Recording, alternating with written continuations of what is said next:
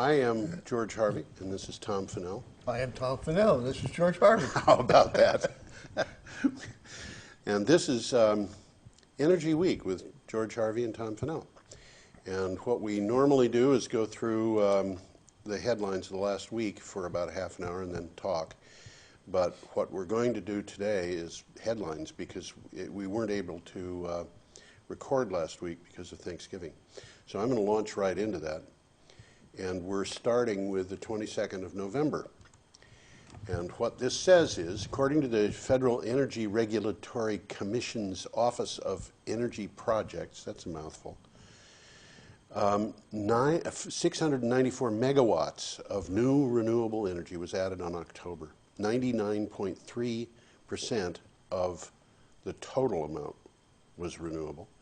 And of that capacity, 72% was solar, and 18% was biomass, and 9.4% was wind power. And what happened, this is the next line, wind and solar were the fastest growing technologies. In 2012, wind capacity grew 28% to 60 gigawatts in the United States. Is that the United States? Yes, it is. And PVs grew 83% year over year to 7.3 gigawatts. And you know, that was not a surprise to me. I mean, it's a little bit high. 83% is a little bit high, but compared to previous years, it's not all that high. And PVs get installed so fast that it's really easy to get them to grow. But you know, think about this for a minute.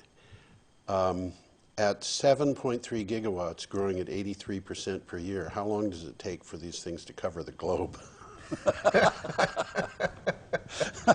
I mean, really, this is unbelievable. Well, you know, it's interesting because PV is growing, as we speak, more or less like Topsy. That's right, yes, it is. It's growing independently. I mean, yep. You drive along the countryside, yep. and you go down a road, and you go down the same road next week and somebody's got a TV set up in his backyard. Yeah, and they raise goats under them. This is absolutely amazing. Yeah. And it's just, it's real grassroots. This is grassroots. Well, you know, I for those of you who don't know, I write for Green Energy Times, and I was assigned a job of finding out what were the biggest solar arrays in Vermont, New Hampshire, and Massachusetts. And I found it was not possible to find out. It just wasn't possible because they're being built so fast. And I did a report on Vermont that said that we had 34 megawatts of solar in Vermont, most of which, more than half of which, was just ordinary people's solar. Right. And the largest solar farms in Vermont at the time that the data was assembled that I was working from were about 8 farms that were 2.2 megawatts each, because that was the limit of net metering, I think. But since I wrote the article, more information has been coming in, and more information has been coming in. And this guy's got 5 megawatts, and that guy's got 3.5, and Brattleboro is putting in a big array, and you know, it's an entirely different thing than it was not that long ago. Anyway, I think we should go on. As House and budget negotiators look for ways to lower deficits, our own Bernie Sanders, independent of Vermont, and Representative Keith Ellison from Minnesota, introduced legislation to eliminate tax loopholes and subsidies that support oil, gas, and coal. All the poor guys. All the poor guys. They really need those subsidies. Well, you know what? They will very soon. They really will. They're in trouble. Duke Energy, this is on the 23rd of November. Duke Energy agreed to pay $1 million over the deaths of more than a dozen protected eagles that were killed at wind farms. 14 eagles. These were not endangered species. They were, in fact, golden eagles, which are protected but not endangered. And there's more going to be coming about that. I'm also writing an article about avian deaths. And there was a really, really interesting study that was done by I think it was the Canadian government, but it was a Canadian study. And they found that unsurprisingly, the greatest number of birds killed by direct or indirect result of human activity were birds that were killed by cats, which are not a native North American species. They were brought in. And it's significantly higher. I mean, like 1,000 to 1. Yeah, more than 1,000 to 1. These birds were being killed in the numbers of tens of millions, hundreds of millions by cats.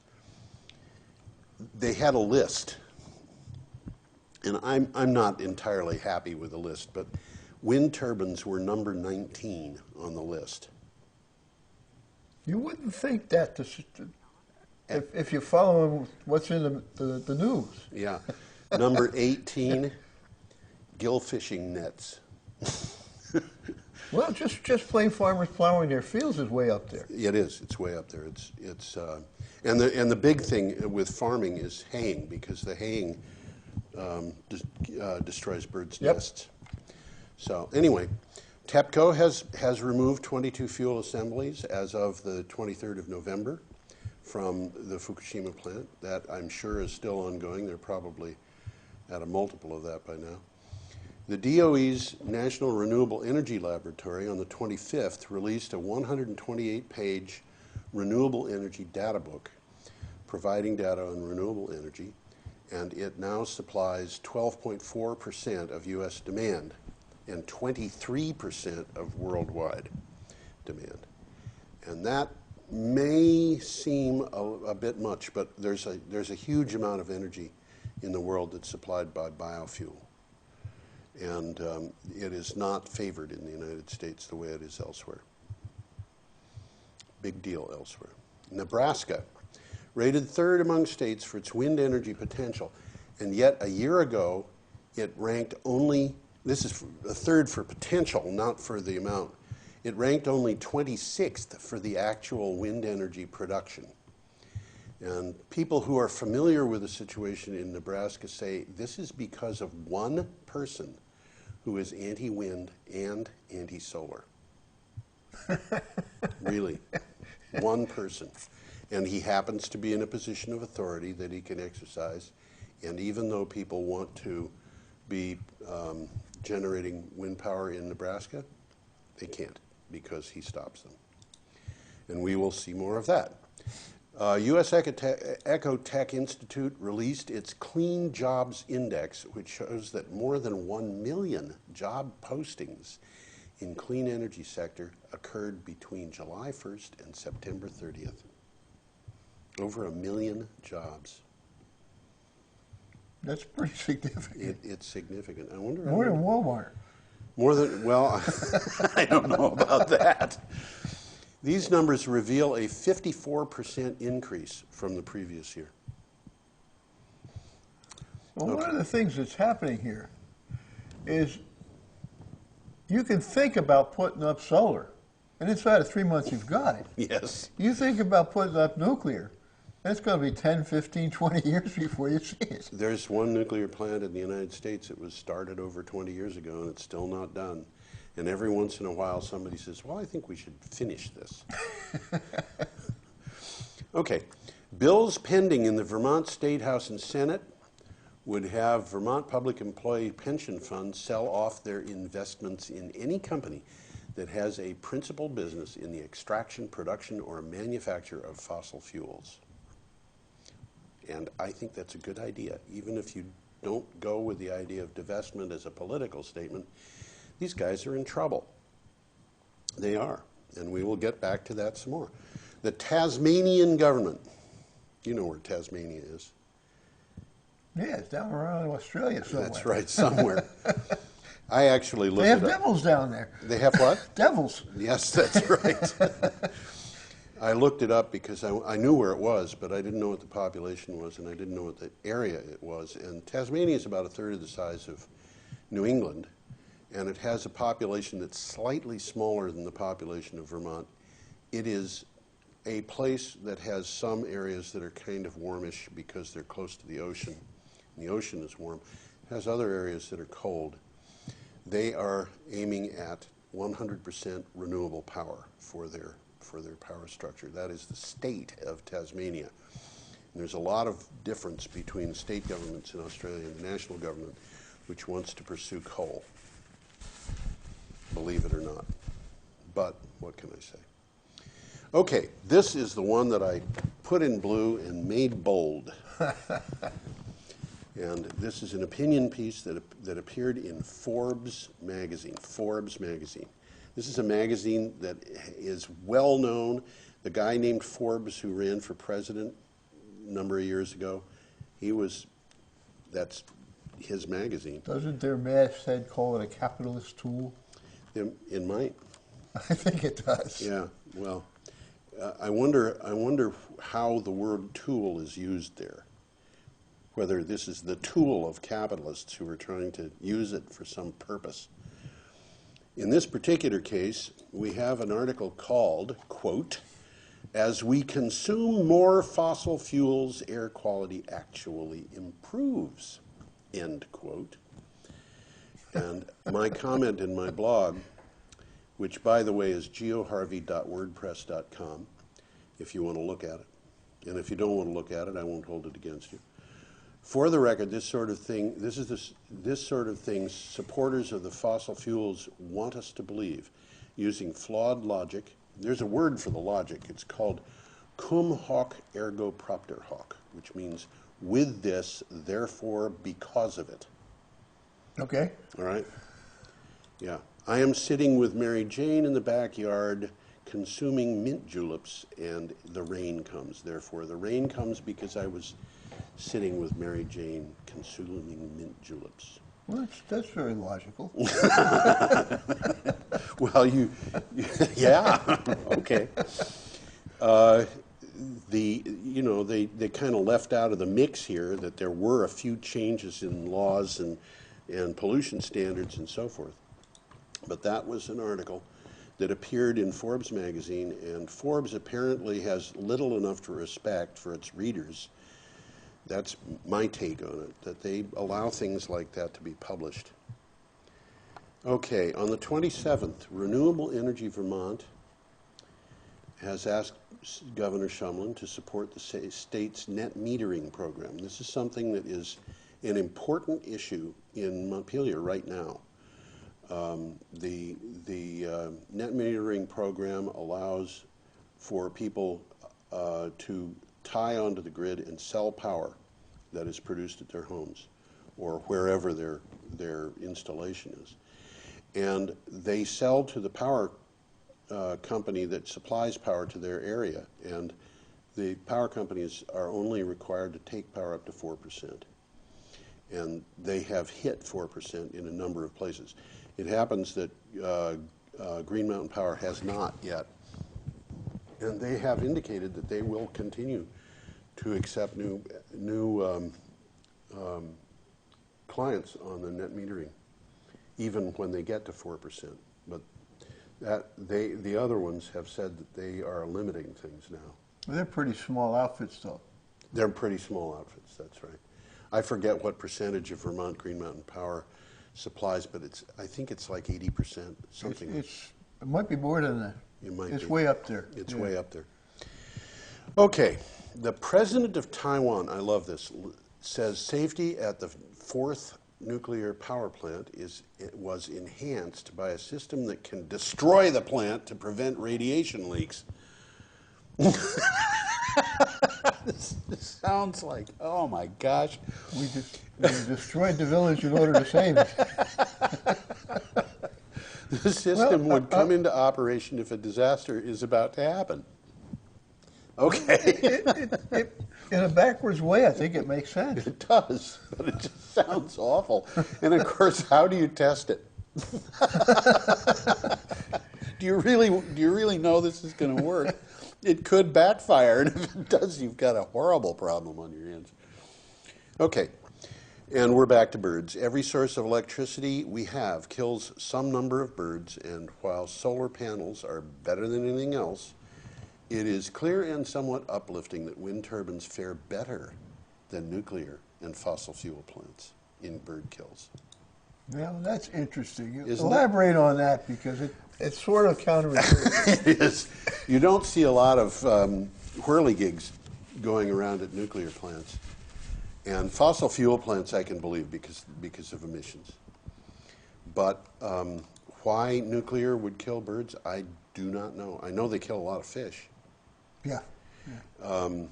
But, and you know, I mean, the thing at Indian Point, I read last year, the question was, were they killing 100 million fish a year, or were they killing 1 billion? And the answer to that depended upon which side of the argument you were listening to. Because the pro-nuclear people were saying, no, it's only 100 million. And of course, part of the problem with that, and you know, I've got to come clean on this, part of the problem is that the fish that are being killed are mostly very, very small. Very small.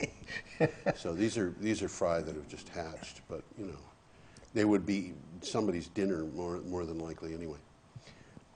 Central America, I love this. Central America has launched a range of clean energy options projects to address climate change, high oil prices, and power in remote regions. Now, and you got to remember, there's a bunch of countries down there. This is Panama, Nicaragua, Honduras, El Salvador, Belize. I'm probably missing something, more than something. Panama. I said Panama, I think. Anyway, they are at 65% of their power supply coming from renewable sources now. They have a lot of hydro down there. 65. Yeah, they started with a lot of hydro. There are a bunch of countries that started with a lot, and but they're up to 65% now, and that I think is pretty impressive. Here's another good one for people who are shopping for Christmas. Lego Group. This is the organization that makes the toys. They're Danish. Yeah. Has announced that they will be 100% renewable, and I don't have it down here, but my recollection is that was by 2017. They're almost there now, but they're going to be 100% renewable. Not just their companies, but also the sources that they get their materials from. That's interesting. This is a big deal. There's something going on here that's not getting a lot of publication. Yeah. But a lot of companies on their own are putting up solar just because they're saving money. And you mentioned Lego. I wanted it. They're Danish. They're Danish. What's that Swedish company that makes furniture? IKEA. IKEA. They've been putting it up like mad. And even Walmart's doing it. Walmart is actually the biggest. Are they really? Yeah, they are. They are the biggest company. And they're not doing it because of the kindness of their heart. Well, I think there are a lot of people who would assume that about Walmart, yes. But the fact is, they have, and they do have, I believe Amory Lovins, who's the head of the Rocky Mountain Institute, is on their board of directors. And he has been moving the board in the direction of renewable power and reducing their climate impact and sustainability. But yeah. Well, I think what's happening here is, despite it, well, probably in part because of the thinking of green supporters, this has raised their consciousness being raised, and then the bean counters are getting involved, and they're saying, hey, you know, hey, this is good for the bottom line. That's right. Yeah, that is right, and it doesn't take very much thought to figure that out when you look at the cost of putting solar in, for example, and the cost of the cost of the electricity that's replacing. And this is true not just of solar. There are places where this is being done with wind power. There are places where it's being done with hydropower. There are very interesting kinds of hydropower that do not disturb the flow of the water in a river. And there's a really good example of that coming up. But it's, yeah. Yeah. Moving on. Bright Source Energy, U.S. company, is specializing in solar thermal electric operation, is about to inaugurate the largest solar power plant ever built. It's concentrating solar, and the sunlight is gathered by 170,000 mirrors.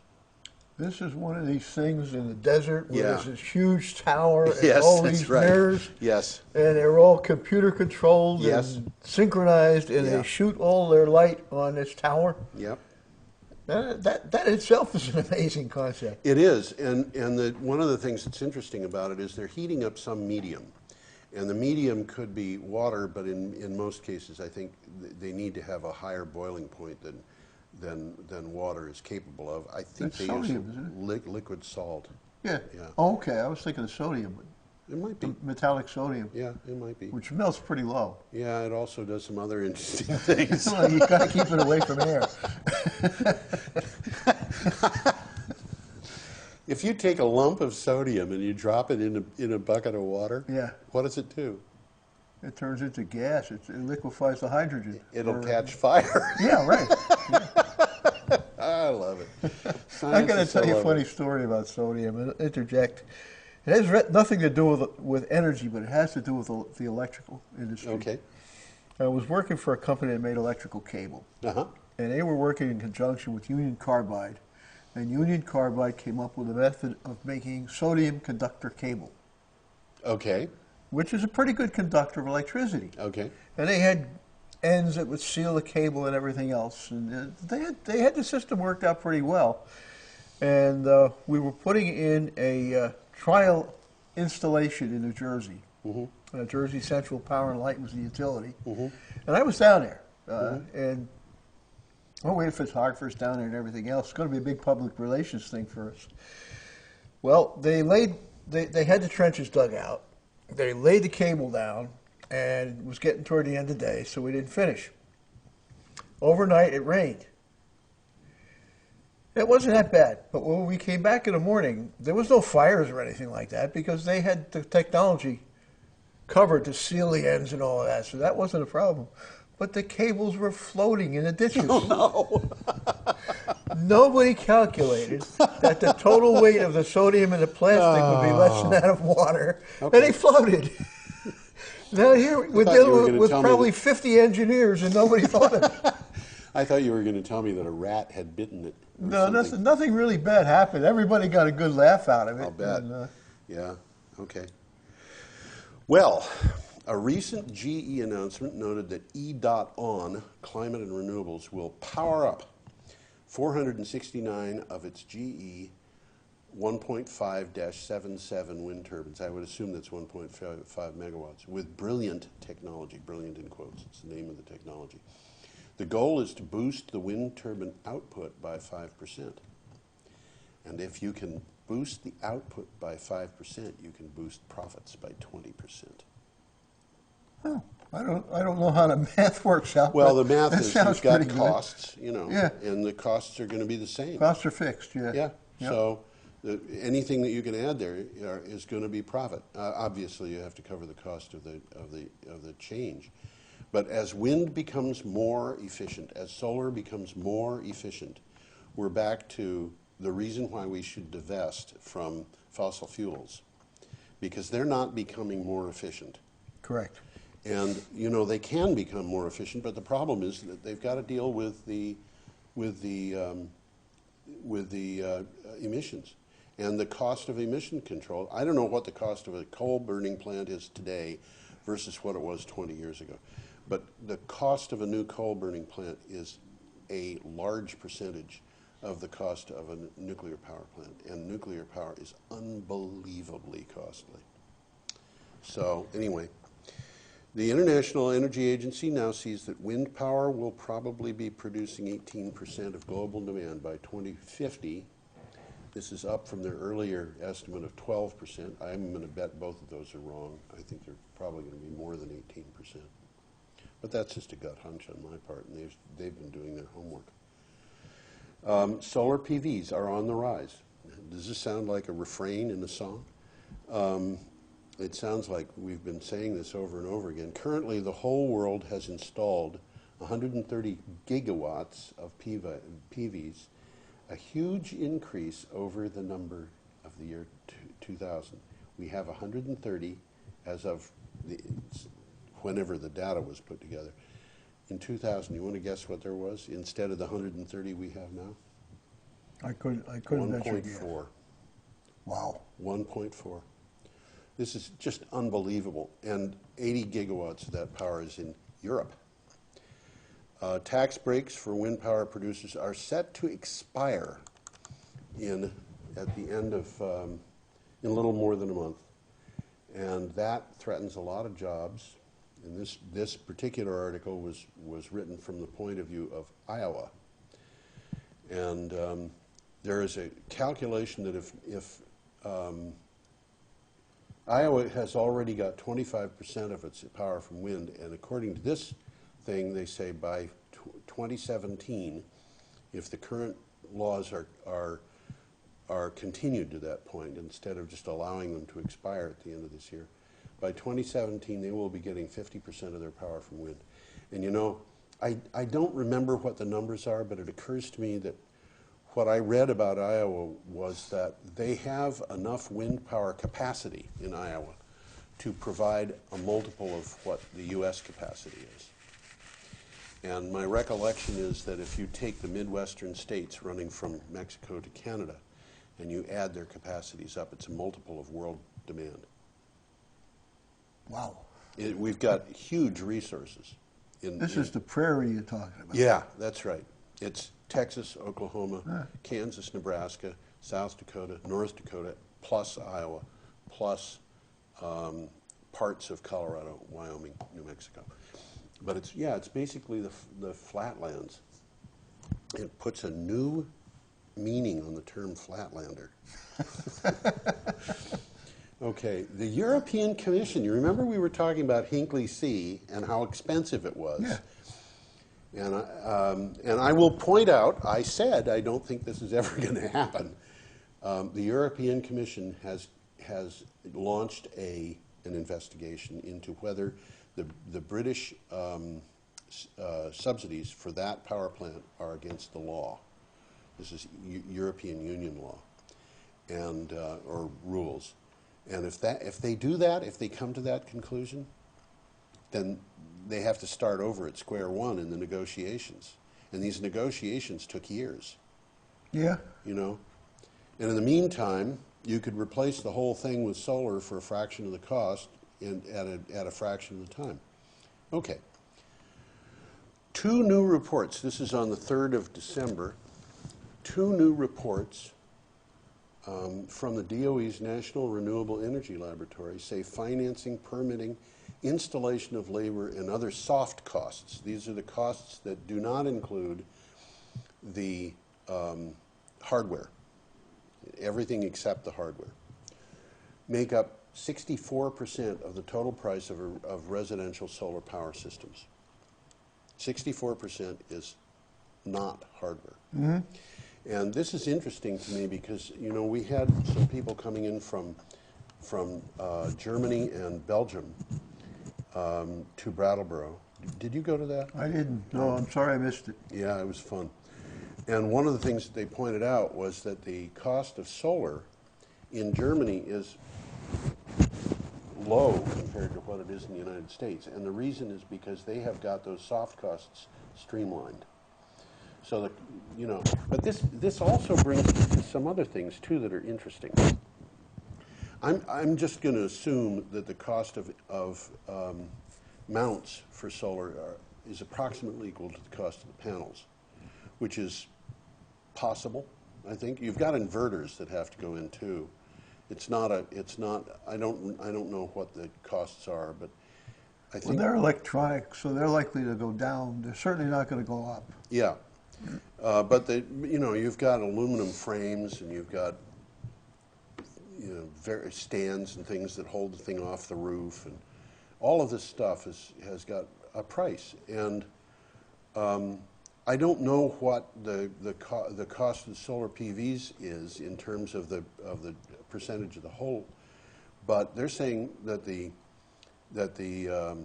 soft costs are 64%, and that means that if the PVs are half of the rest, then they only represent about 18% of the total cost of the installation. Yeah, that makes sense. Which means that if the price of the PVs goes up or down 10%, it's not going to change much. And but on the other hand, this is the thing that's really interesting about this.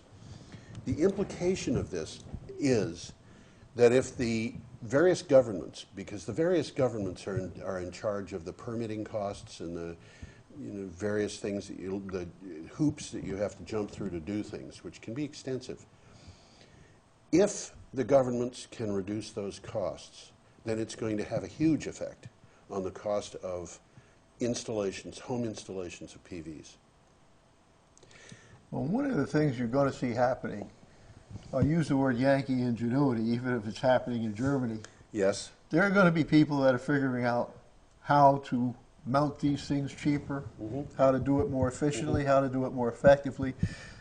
Yeah. And it's going to change the numbers. Well, personally, I've been watching this thing because, as you know, I get up 4 o'clock in the morning, possibly 5 o'clock. Today it was 4 o'clock.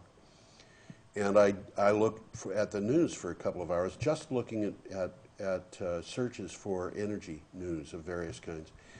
And I have seen, for example, IBM has a system where they can print a solar panel on a substrate. Mm-hmm. So you could have a solar panel on paper. Mm-hmm. It's not going to last very well, but you could do it. And, having spent a number of years in the graphics industry, and, working on things like the mechanisms for printing and the materials that are printed. And another thing about this, by the way, is that the metals that are involved in this do not include any heavy metals. It's like, I think it's copper, lead, and your choice of cadmium or sulfur. Mm-hmm. Copper, tin. Zinc. Copper, zinc, and your choice of cadmium and sulfur.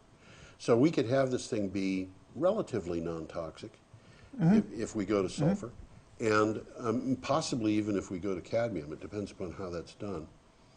And we could have a thing which is very inexpensive, and it can be printed on a substrate. Well, what about printing it on metal roofing?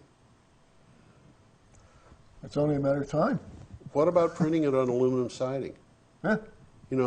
Basically what happens here is the soft costs of aluminum siding and the soft costs of metal roofing are pretty well known. And the only thing that you'd have to do would be to add to that the business of an electrical hookup. Hookups, yeah.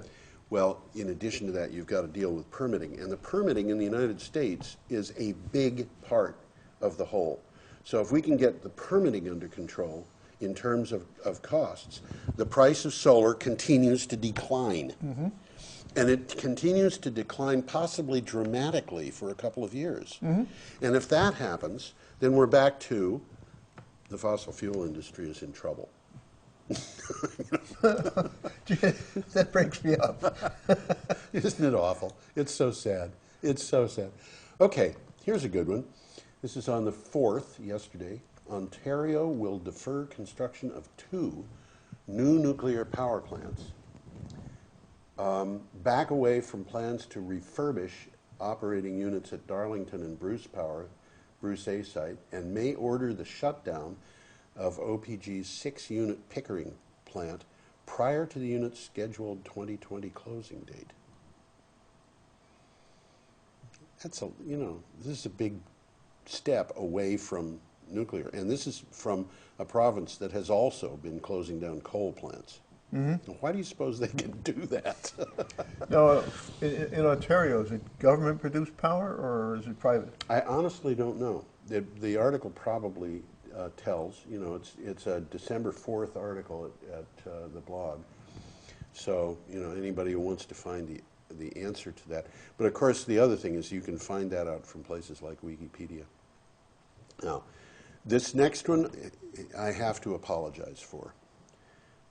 I put up the first, on the blog yesterday, I put up the first reference that I found to it, and the numbers were all wrong, except for the name of the location and the length of the thing.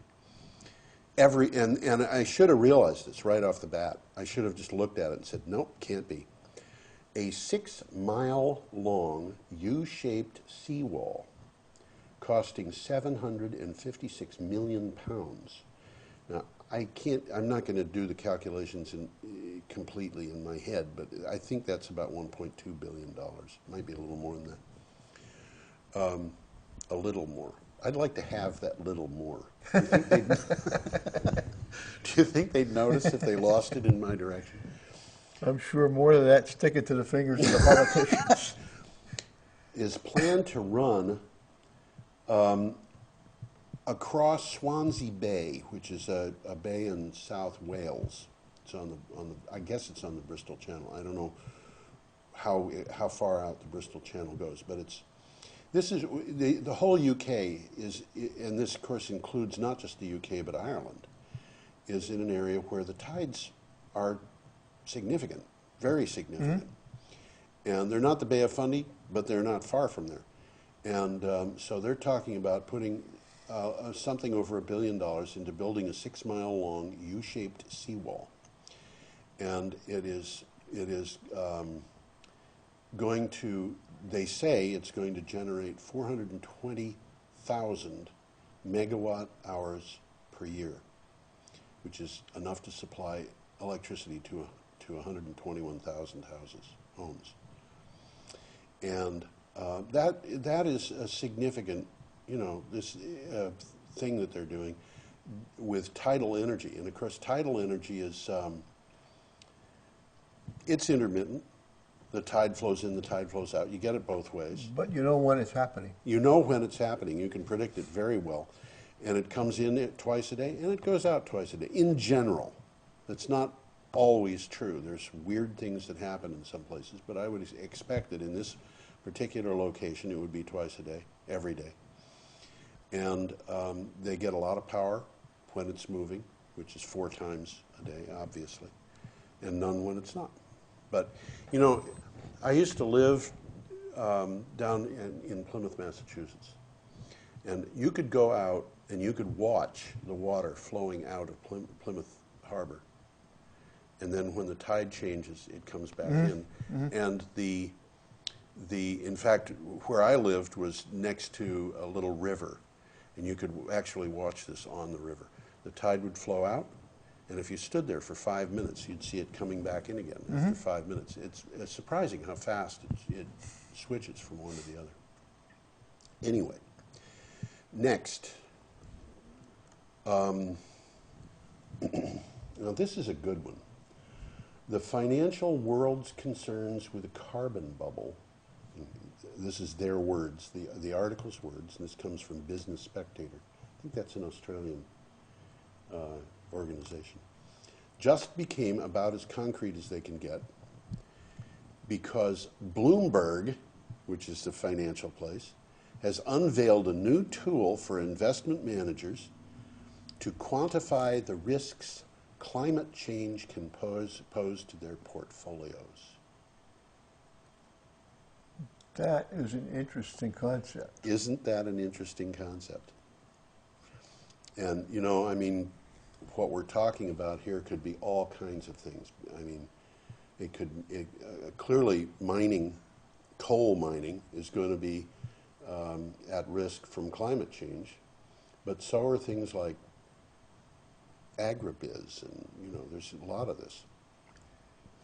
Well, you've heard me say this before. If you want to find out about climate change denial, talk to an energy guy. You want to talk about the opposite, you talk to a insurance guy. Yeah. And I just found out, just read the other day, they're talking about skiing. In the Northeast right now, there's 21 major ski areas. They figure by the end of the century there's going to be 4. Yeah. Just in the Northeast. Yeah. That is, and it's, I don't know. I don't know. I think that makes a bunch of assumptions about climate change. Well, one of the things they have observed, this is reality, the nighttime temperatures when they make the snow are getting warmer. Well, you know, I didn't put it in this list, but it is in the blog. One of the things that has happened is they have found that the areas of the mountains that are appropriate for growing coffee have been going up the slopes. In Vermont? No, coffee. You know, I hadn't thought of that, but I bet it's true in Vermont too. No, this You're is talking like Costa Rica or Costa Rica something, yeah. and places like that, which was I think that was one of the Central American countries that I left off I that think list. it was. But yeah, the farmers who are on the low parts of the slope, who have been, you know, the great coffee comes from apparently the higher parts of the slope where it's cool. And the farmers at the lower parts who have been struggling because their coffee quality is lower are now at a point where they can't grow the coffee. And the coffee is, among other things, being attacked by funguses and things like that kill the trees. So the coffee growers have been put out of business by climate change in Central America. And you know, I've been hearing for years that the effects of climate change in the tropics would be smaller than it would be in the Arctic areas.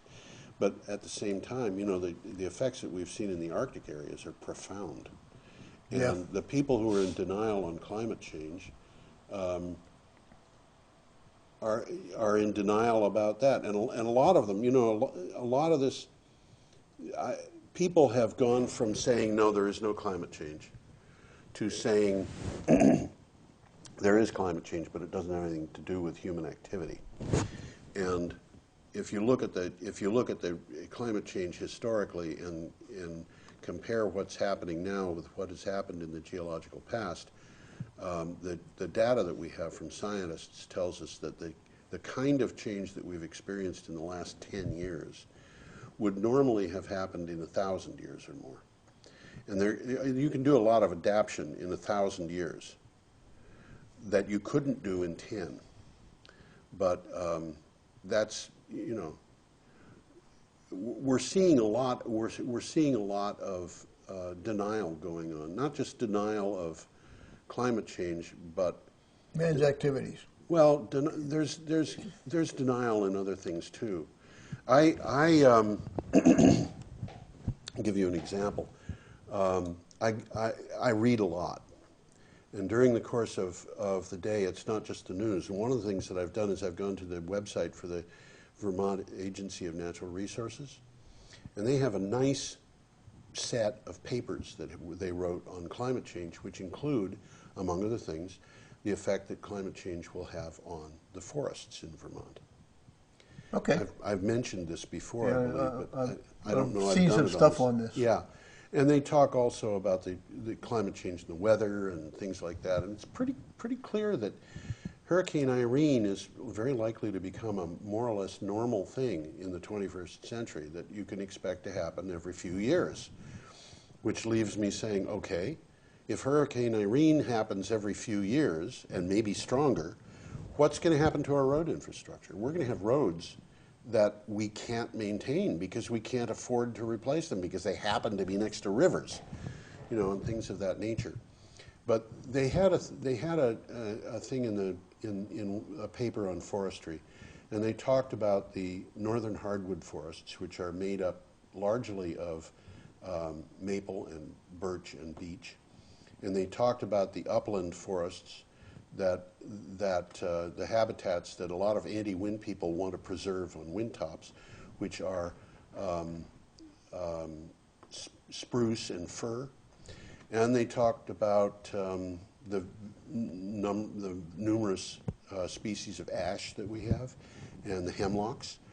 And their statement was, in regard to these, dealing with climate change in the 21st century, these forests are expected to be nearly eliminated in Vermont. Now, what are we, if we're going to use the idea of saving habitat on ridgetops to prevent wind turbines from going in on those ridgetops, what habitat are we trying to save? This is a valid question. Yeah, it is. Because if the habitat is going to be lost anyway, then we're not saving the habitat that's there. We can certainly replace these habitats with others that would be amenable to species that would be nice to think about living on our ridgetops, but they will not be necessarily the same species that are there now. And it's not going to happen automatically. It's not going to happen automatically, I don't think, although I have a close friend who says, let nature do it, take its course. And, you know, there are people who are very intelligent who have differing views on this, but I don't think that the idea of saying no to a wind turbine or a wind farm can be validly based on the idea of protecting the habitat that is there now. And there are reasons why people would want to oppose these things that have to do with appearance or have to do with noise or whatever. And having lived on a mountaintop, I can tell you, I know what it's like to be able to hear things at very great distances, because I could hear a locomotive running from 8 miles away. I think I told you about that. And I could hear one side of a conversation a person was having on a phone from half a mile away. Wow. You know, it's amazing. I could hear in New Hampshire tractor trailers that had, the only place they could have been was on Route 91. How far away were you? About 4 miles. Yeah, well, I can believe that. Yeah. And of course I was hearing the all right, now this brings us into our next thing, which is this morning, the 5th of December. An alliance of corporations and conservative activists. These people are no doubt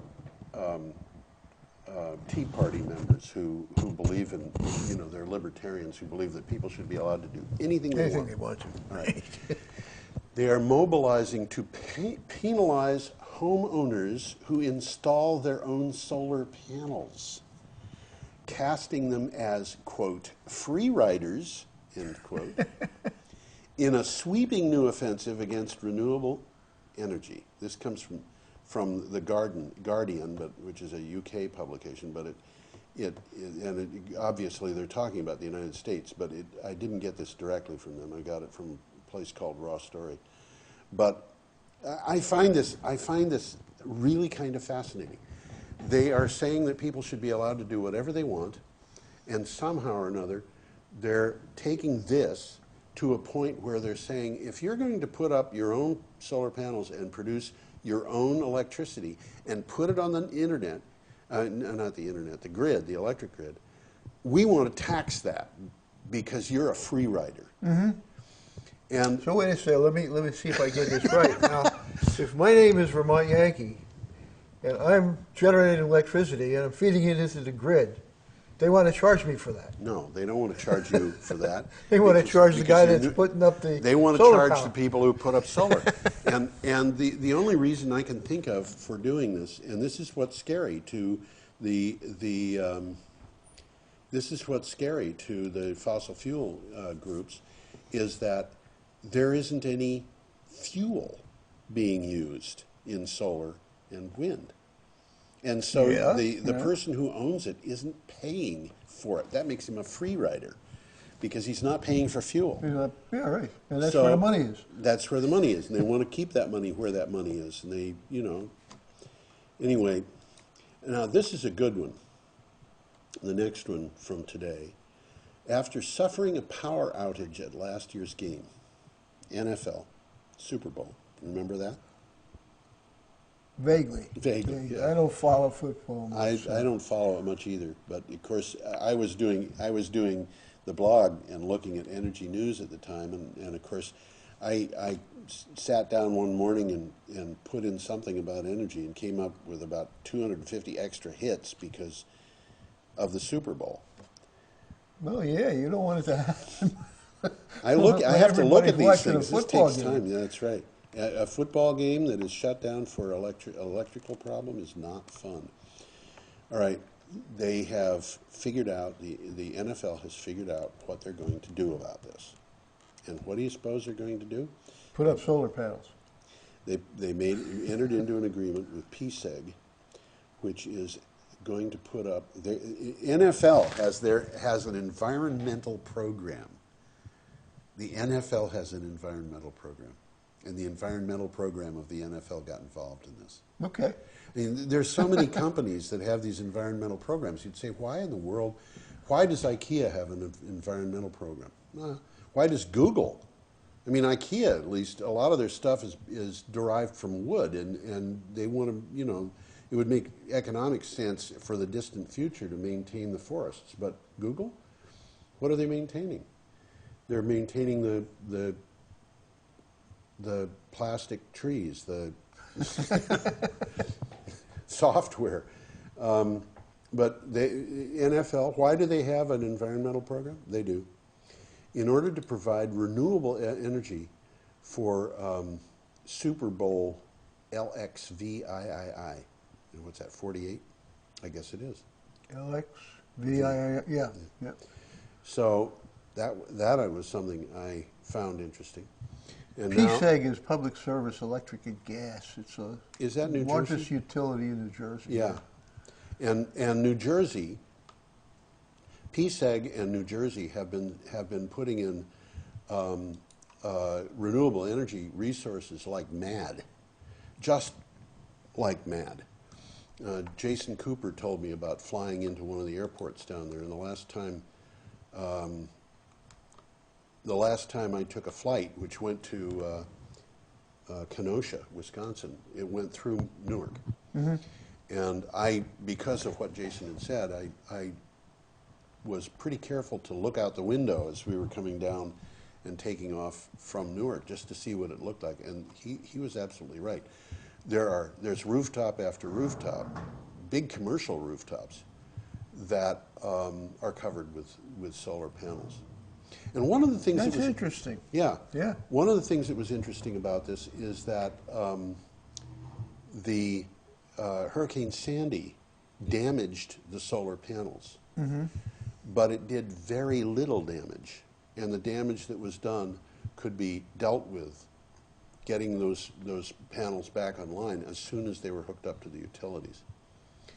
So, yeah, PSEG is an interesting operation, and you know this, and actually, as I think about it, there are a lot of utilities that are interesting. The idea that Hinkley C is going to cost $1.6 billion to hook it to the grid. This is the grid tie for Hinkley C, and that I think is really just the grid tie. Just the grid tie. It's not part of the $26 billion package. It's just the grid tie. And people who are against renewable power are constantly talking about how renewable power stresses the grid. Well, Hinkley C was going to stress the grid to the tune of $1.6 billion. And it's hard for me to imagine that that they couldn't have done that a whole lot cheaper by doing it in any of a number of other ways. But of course, the guy who was in charge of the Solar Energy Association, the Installers Association in Britain, wrote to the Prime Minister, and he said, if you people wanted, what was it, 5 gigawatts or 3.2 gigawatts was what it was. It was exactly 5 times Vermont Yankee. Okay. Out of 2 reactors. If you wanted 3.2 gigawatts, we could have put in the solar to provide that much power. The solar equivalent. The solar equivalent, which is not 3.2, it's going to be more like 10. Yeah. But he said we could put it in at a far lower price. And a lot quicker. We could put it in 2 years. Mm-hmm. And one of the things about one of the arguments that they're having in favor of getting Hinkley C going, which is going to take at least 10 years to do, but one of the arguments that they have had is that they're running into what they call the energy drought because they have not been taking care of their infrastructure, their generating infrastructure. So they have a lot of generating infrastructure that has to be replaced. And that means that they've got big costs coming up. And so they were willing to bite the bullet and go after Hinkley C to the tune of a huge amount of huge cost because although it would be coming in 8 years too late, it was still going to be addressing that problem. I think they could have addressed it much faster using solar. And some of the developments in energy storage, really interesting. Well, they're still working on an old model. Yeah, And the model is changing as we speak, that's right. and they're not pursuing that. They are. They're still sitting in there in blinders, and That's this right. is the way it's always been. That's This right. is the way it's going to be. That's right. And there's eventually going to be forced to find out that they're wrong. Well, you know, they're basically, I think, from the point of view of their business models, they're manufacturing buggy whips when, the world is moving to the automobile. And they're saying, we've been making buggy whips for 50 years or 70 years or whatever it is. We've always made money on buggy whips. Buggies are not going to disappear. These new cars are a newfangled thing, and that's what they're doing with energy, but they're trying to enforce it. And this thing of ALEC, it was that had that, it was that coalition of people who were going to try to get solar panels on people's rooftops taxed. The reason they're doing that is because they want to slow down change. And frankly, I think it's kind of like slowing down the tide. One of the things that people don't realize is that the world is going to change. It is going to change. And if you could stop change in the United States, all you would be doing would be holding the United States back. Mm-hmm. It's going to change elsewhere. It's going to change in Central America. The people in Central America are going to stop buying oil. I don't know that they were ever very dependent on coal, but if they were, they're going to stop buying that. And when that happens, those people are going to have local resources that put local money back into their local economy instead of shipping it to Texas or Louisiana or the Middle East. And when that happens, all of a sudden they start getting more prosperous. And since renewable power produces something like 10 jobs for every job that the same power output is produced by nuclear, a little bit fewer than that than the same output is produced by coal, they're going to have local employment that's better. Mm-hmm. They're going to have their conditions improved, and who's going to pay for that? Well, the people who are going to pay are going to be the Americans in the United States if we don't do the same thing, because we're going to be paying the higher and higher and higher prices that will have to be paid for fossil fuels and nuclear. And that's how we pay for it. But so I think, quite honestly, that these conservative groups and ALEC and the various industries that are doing this are anti-American. That's my opinion, for what it's worth. You know, maybe somebody could explain that in a way that would make sense to somebody. And this is an interesting thing that came up in the news today. It was in a publication called Renew Economy. And Renew Economy had an article in which they say the marginal cost of solar and wind energy is close enough to zero because there is no fuel cost. If that is the situation, which apparently it is, then the energy price in a 100% wind and solar market is going to be close to zero, because that's the way the market is structured. So if that happens, who's going to invest in wind and solar? And I think that's a really interesting question. Well, they won't be selling fuel anymore. They won't be selling fuel. But they are going to be selling capabilities. Yes, that's right. That's where the money's going to be. Yeah, I think this article is not 100% right in its assumptions. For one thing, they assume that the structure of the market is going to remain what it is. But we have seen prices go to zero. We've seen them go negative. We've seen them go negative, you know. And that thing about the price in southern Italy of wholesale price of power goes to zero during peak demand times, because that happens to be the time when the solar panels that people have put on their rooftops are dumping power onto the grid. How convenient for the users. Yeah, it is very convenient for the users.